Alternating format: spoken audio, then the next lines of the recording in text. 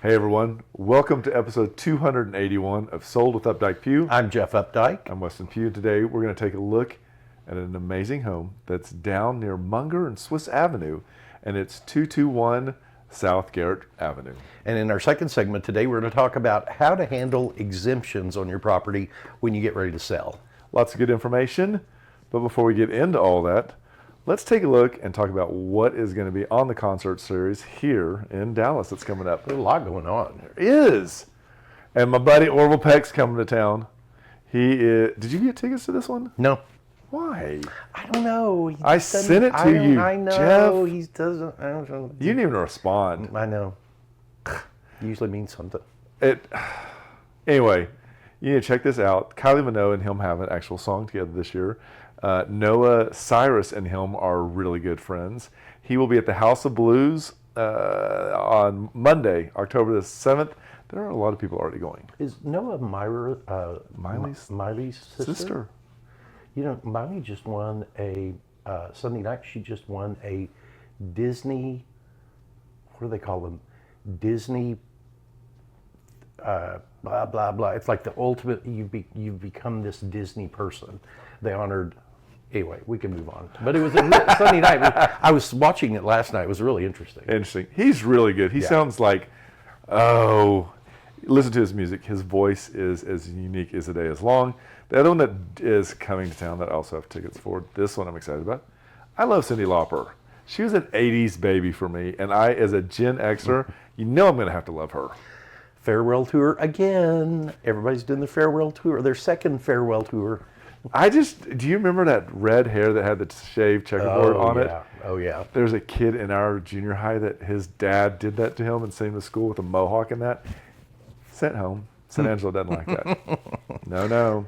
And our third concert that you'll want to take a look at is Mateo Lane is coming to the Majestic Theater, and he is coming on November 16th.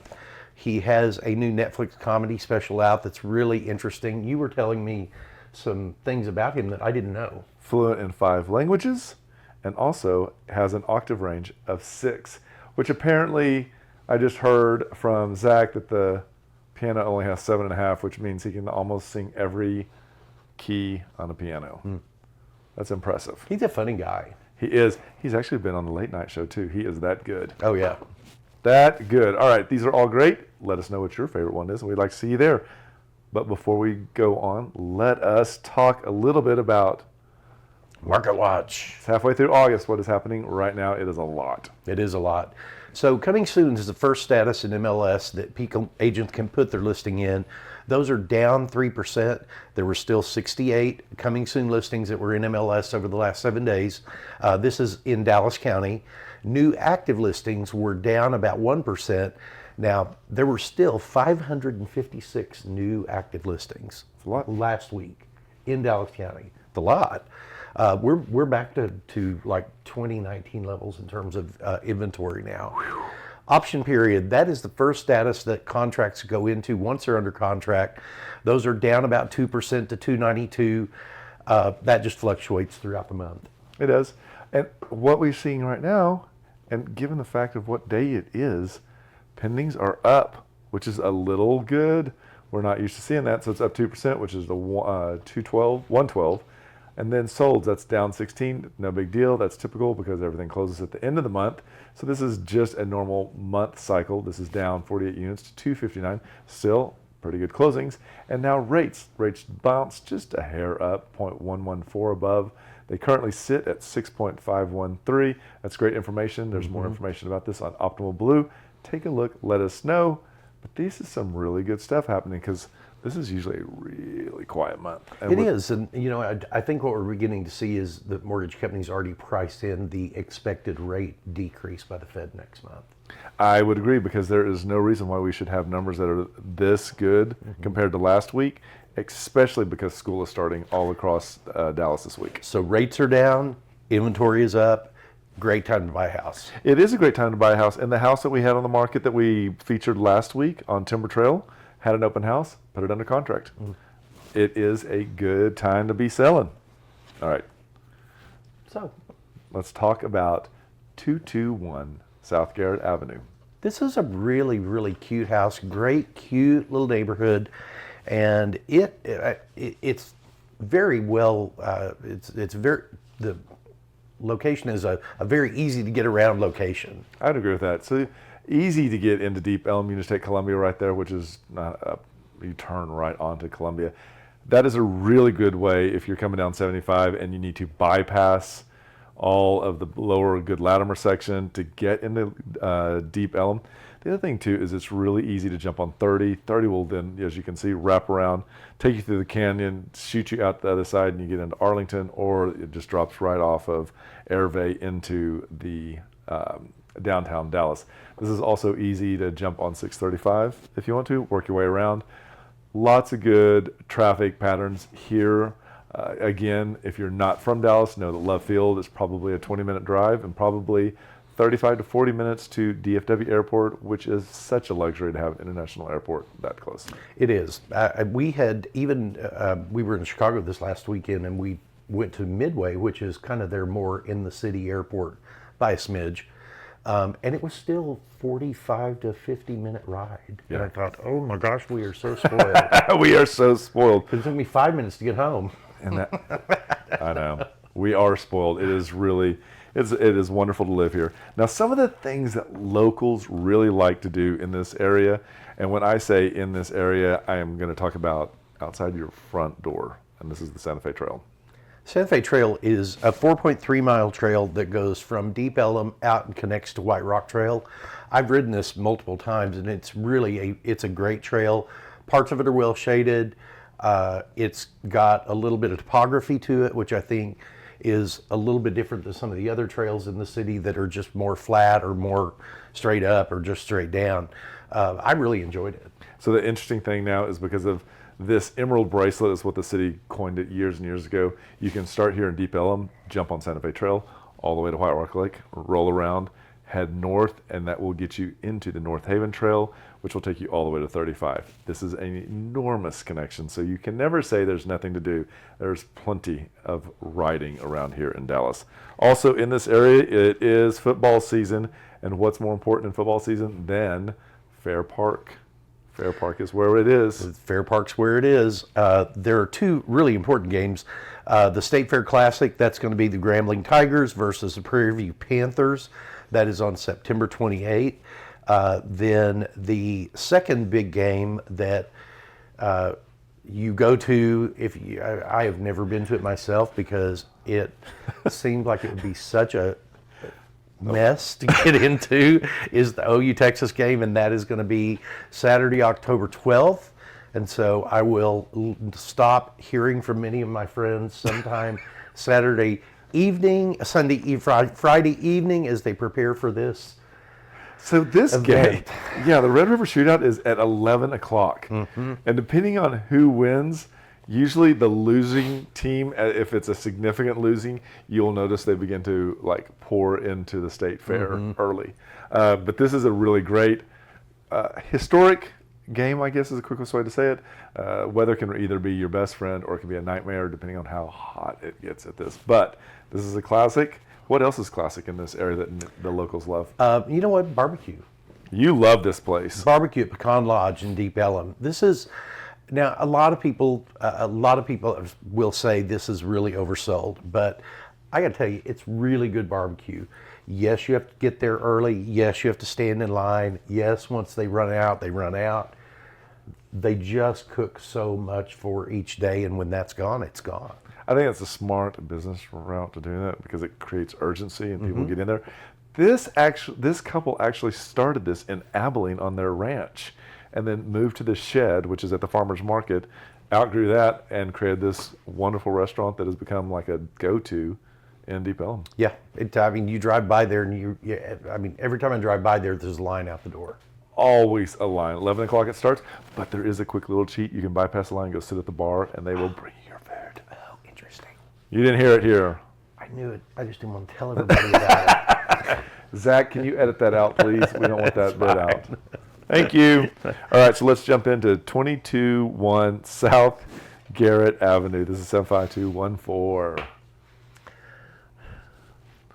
I did that, and Jeff is just like, don't say it like that. Anyway, this is a 3-bedroom, 2 full, 1 half bath, 2-car garage. It is just under 3,000 square feet. This porch is deceivingly large, Jeff. It is. It is very large. I was very surprised. Plenty of room for seating out there. I love the double doors kind of looking out through from the dining area there, because it makes that dining room much more inviting. So I fell in love with the house right when we walked in, because I feel like, A, they have styled it exactly the way home buyers want to see the house now, but the floor plan makes sense. So the dining room to the living room is all perfect. They have created elements like that brick wall behind you that is perfect. But what's even better is I love a beam in the ceiling, and that wooden beam goes so well. And there are, I'm not sure we can get to see these windows, but there are a couple of windows that are uniquely tucked that do a great job of adding in a lot of natural light that you didn't expect. The floor, there are 10-foot floor or 9-foot ceilings on each of the floors, which is kind of unusual in itself, unusual in itself. Right. A lot of times you get it on the first floor and then you lose it on the ones above. But this one's, the home is, like you said, really well laid out. I love the flooring that they've chosen. It's got a very homey feel to it. But a dead on. And I love that hearth around that fireplace. To me, that's how the house should sit. This is a great way for the steps to come down and be part of that room, but as you go up, kitchen. Kitchen was thought out. There are elements in this kitchen. That island is a square. It is large. It is prep surface. It is serving surface. It is sit down, eat dinner, do homework. It is a heartbeat for that home. And lots of storage underneath as well. The colors are dead on. No skimping on the tile and the backsplash. As you can see, it's a Carrara marble blend. The farmhouse sink, the black faucet as well. All this goes in and really creates the scene a really true story that is easy for anybody to fit in and make it their own home. I love the cabinetry color that they've chosen. They have obscured the Vena hood over the range, which I thought was really nicely done. Here they have really incorporated this pantry that allows you to go outside, but it's more than a pantry. As you can see here, it's got the sink, it's an appliance caddy, it's styled. And this is kind of backing up a little bit. You can see the drama that you get with the stairs and the way they come down, and just kind of tie into the base of that, in the base of the kitchen. So once we come upstairs, this is a quick way for us to get a look and kind of get our bearings. This is a smart little step out space that they've created. It allows them to create, let's call it not quite a second living room, not quite an office, but it is a really great space because of the way that they've incorporated the shelving. And as you can see here, they like their records. So this all has the right feel for the buyer that's coming into this house. It just gets their attention and makes them think, I think I'm going to buy this house. So this is the master bedroom, and one of the really cool things about this is they painted it dark, which always gives a room drama, but this has got vaulted ceilings in it too, which I thought was a really good thought in the design of this home. Windows on both of those walls. You've got plenty of room. That's a king size bed, and those are probably 32-inch vanities on each side. And I love the master bath. Master bath has a wet space area and really good kind of artisanal subway tiles. Hexagon on the floor is great. Under lighting from the cabinets. Tub sits inside of this wet area, which makes sense to me. They extended this little trim around the window and around the little soap area. Hand towel in there. That is how a shower should be. Stepping into the closet, this is a little seating area. It is. It's a cute little seating area. This is a really great sized closet. You have so much storage here. We're going to turn around and point back the other direction. You've got really nice built-ins there. That you've got long rod hanging, you've got some short rod hanging, you've got some shelving. You could really make that closet into whatever you wanted it to be. And step into the utility room right from that master closet. This is on the corner back, so it gets 2 windows in there, lots of countertop space. And this is unique. Go down the stairs and we're going to have, there's a bedroom right here on the left-hand side, stairs actually going up. This room is dramatically larger than the photographs. It is. Because that is a king-size bed, and it does not take up that entire room. I was shocked at how big it was. And this is the bedroom that's on the 3rd floor. Again, you've got a little bit of vault to the ceilings there, so you don't feel like you're in a cramped room. This is the ensuite bath, solid surface countertops. I love the tile that they used in the bathroom. One of the things not featured here is that there's also space in the attic if you wanted to take and enclose that. It is foam insulated. It would give you additional living space, but it's also right now great as storage.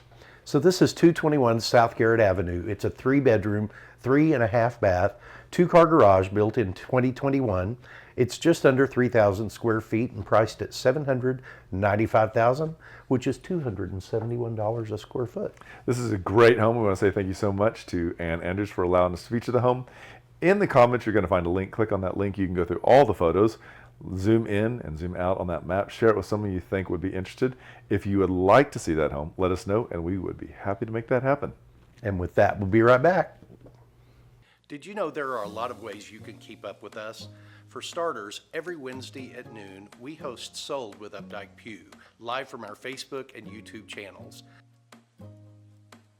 Our show is dedicated to featuring some of the best homes in the Dallas market and about sharing timely information about market trends. But don't worry if you miss the show, because you can always listen to them on SoundCloud, iTunes, and Spotify. Still want more? Follow us on Instagram, where you get a first-hand look at what it's like to be a realtor. It's not always previewing homes for clients or getting them ready to go live in MLS. Lastly, visit our website and you'll be able to create a custom home search tailored specifically to your wants and needs that's timely and accurate. Whether it's square foot, location, or the neighborhood, we have you covered. If you'd like to know how much your home is worth, we can help with that too. Just visit homeprice.fyi, enter a few pieces of information like your home address, and we'll email you a price. When you're ready to talk real estate, you can reach us online, by phone, or by text at 214-377-2223. And remember, we want to be realtors for life. Hi everybody, welcome to the second segment, episode 281 of Sold with Updike Pugh. I'm Jeff Updike. I'm Weston Pugh. And today we're going to talk a little bit about how to handle exemptions when selling your home. So this the topic came up because of a recent closing we've gone through, but it's something that's changed over the last 18 months or so. And so at closing, well, prior to closing, sellers are going to be asked, are they going to leave the current exemptions on the home, or are they going to take them with them? Yeah. And that's only started about 18 months ago. And even you and I were a little kind of wondering, why do they need to know that information? So it was really interesting because Julie Head at Republic Title elaborated on this, and as she started talking, I reached over and grabbed a piece of paper and I started making notes because it did change the way I thought about it. And explained incorrectly, a buyer could be in a situation where they're going to have to come up with more money on taxes, or they're going to have to go and ask that seller, and we all know how that's going to go. Yeah. So the interesting thing is that she was saying that this started because the taxing authorities said, if a buyer buys a piece of property and it's owned by an investor, they should be able to put a homestead on that, no matter when they buy it. Not have to wait till January 1st. Not have to wait till January 1st. But some things nobody thought about started creeping in. And so a seller could actually say, hey, I'm going to take my exemption and I'm going to take it and apply it to my new house. But the title company only calculated the taxes based on what is there. And so that exemption's there. Now the buyer goes to the new buyer goes to put that on there, and they don't get it from January 1. They get it from, let's say they bought it on August the 10th. That's the day they get it. But you remember a transaction that we closed back in July of last year that was Miguel and Don's house. Okay. And that seller had attested beforehand that they were not going to move exemptions, and then they did end up moving them. And we reached out and had to prorate, and it all worked out, but it was not a fun situation. It isn't. So it needs to be clear, because if you're a seller and you're going to take your homestead exemption with you, the only time that's going to work is if that house is substantially more expensive, because of how they calculate that. So this is a really important thing that is really quick in the closing, but you need to pay attention and make sure as a seller you're going to leave it, And as a buyer, you know if it is leaving. Yes, you need to know as a seller the benefits of leaving it and the benefits of taking it, but you also have to disclose to a buyer what your intention is so that they're not caught owing a big tax bill that has not been prorated properly. So I feel like I just made a comment and then we ran it through ChatGPT and Jeff said it and said it better. So that is the way to listen to it. One of the other ways that Julie said to think about it, she said prorate taxes on, not off. And in my head, I was like, that makes a lot of sense. So these are really interesting things. One of the other things too that we're noticing, Julie was talking about this, but even on Friday, the Prosper closing, that escrow agent made the comment.